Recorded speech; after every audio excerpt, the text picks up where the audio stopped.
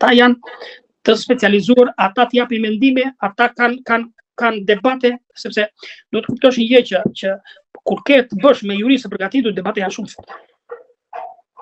Janë shumë të forta.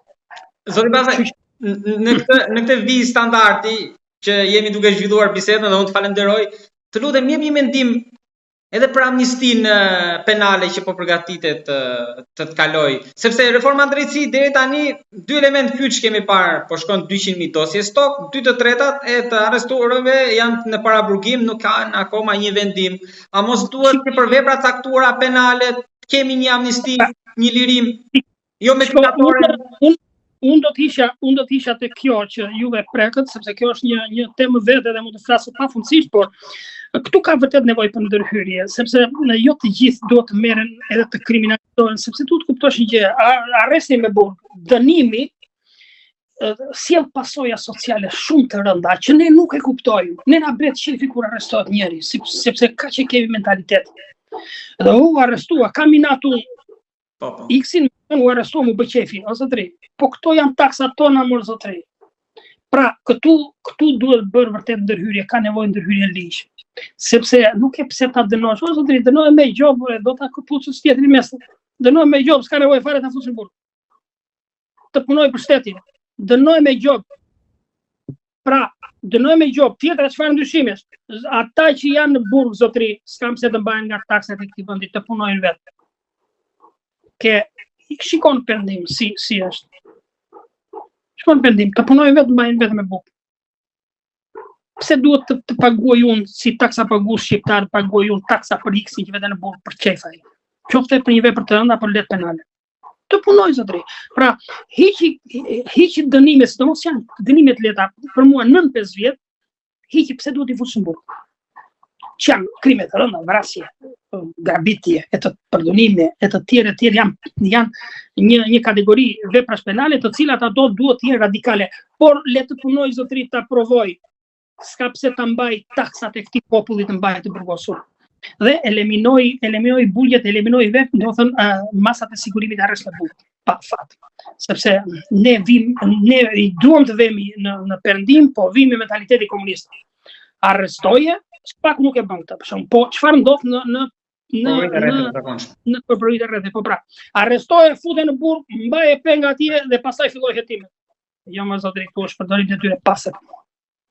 Pa vërtetuar vepra penale, si do ta marrësh tjetër ta plasësh në burg, ti presësh bukën e gojës, ti shkatrosh familjen, ti shkatrosh gjithçka, ti shkatrosh perspektivën, ti shkatrosh biznesin, ti shkatrosh nuk pa vërtetuar vepra penale zotri, ti nuk e pse ta bësh këtë si procedurë, por bëjnë procedurë, do të thënë shkruan procedurën penale këtë pjesë.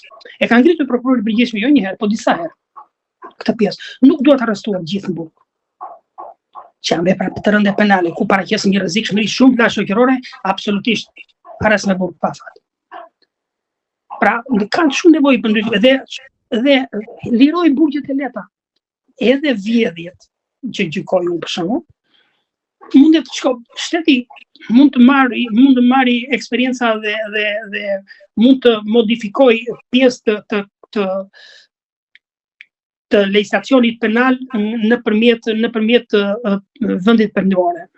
Për shembull mund të marrë nga Shtetet Bashkuara, mund të marrë nga Gjermania, nëse çfarë më kanë thënë këta emigrantë shqiptar mua.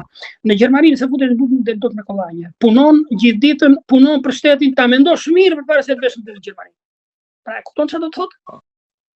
Pra, përpara se të kryesh një vepër penale do ta mendosh mirë. Po këtu ta vjen kavalishenc, po kush e ti mos do të vjen, ti ke kryer vepra penale të rënda, do i marrë akoma këtij shteti taksa? Po jo mos do të paguaj, puno atje ta provosh. Sepse aty pse duhet burgu? Burgu është edukim për personin që ka kryer një vepër penale, po dhe mesazh për të tjerët nëse ata ta kryejnë. Se kjo është efekti që jep burgu, se sipas gjë tjetër. Po këto taksa kush do t'i paguaj? Se ti s'ke vetëm mbajtje me ushqim të një të dënuari apo të arrestuari.